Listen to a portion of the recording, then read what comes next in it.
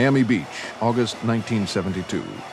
2 months after the Watergate break-in, a triumphant Richard Nixon took command at the Republican National Convention.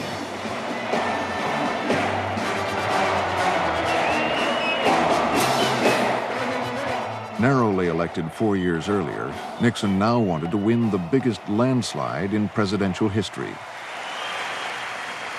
Tonight, I again proudly accept your nomination for President of the United States.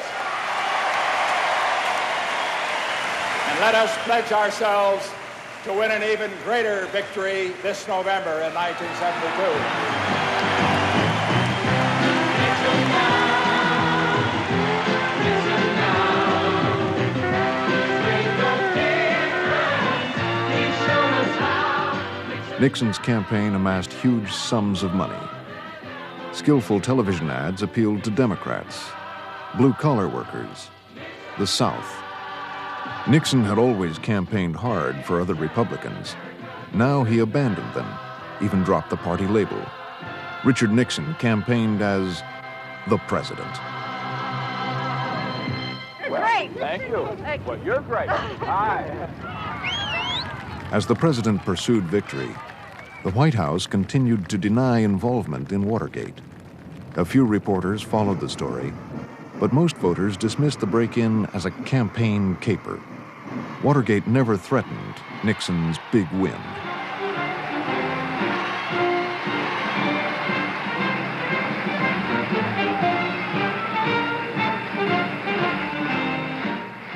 Nixon overwhelmed his Democratic rival, Senator George McGovern.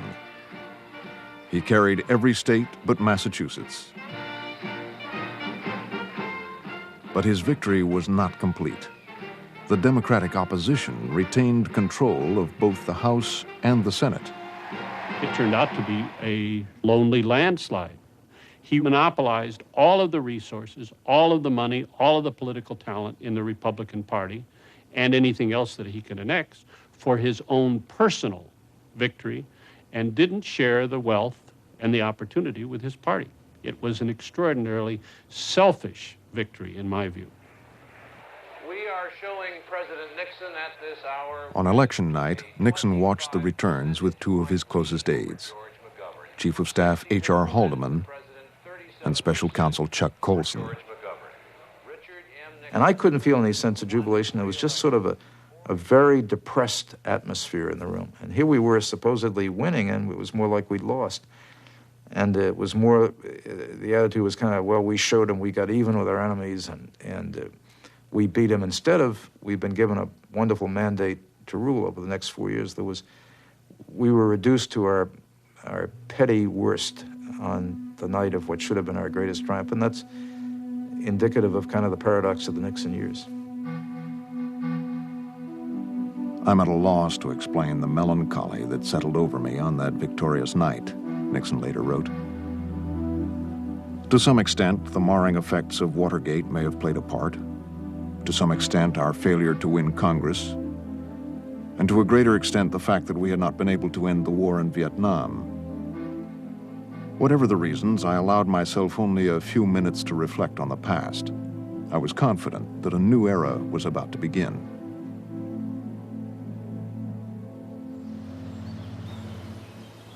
The next morning after the election, Nixon came in the cabinet room. The cabinet, some of the White House staff were there. Everybody stood and applauded. And he sat down and immediately wanted to get down to work. And work was, by golly, we're going to change this government. And everybody's going to give me his resignation. Bob Haldeman here will tell you what I have in mind where that's concerned. I thank you all for your support. You did a wonderful job. I appreciate it. He got up and left. And then Haldeman got up and said the president wants everybody's resignation. And this hit like a cold slap in the face. It wasn't intended that way. What he wanted to do was to give his have his second administration start fresh, a fresh beginning. Nixon left Washington, and for the next 2 months remained in virtual isolation. One constantly has the problem of either getting on top of the job or having the job get on top of you. I find that up here on top of the mountain, it is easier for me to get on top of the job. This was a period that is so Nixonian. I mean, you could just focus on that and say, this is the essence of the man. Instead of savoring the victory, instead of reaching out and embracing people, he withdrew within himself. Alone on his mountaintop, Nixon brewed